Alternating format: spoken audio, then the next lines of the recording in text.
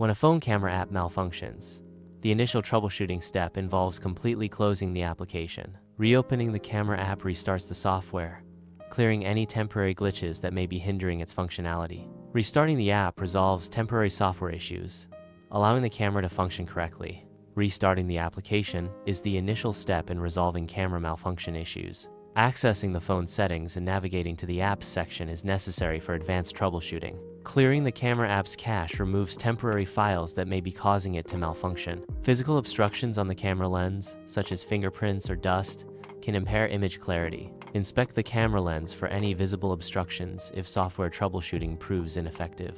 Gently clean the lens with a soft, lint-free cloth to ensure a clear view for the camera sensor.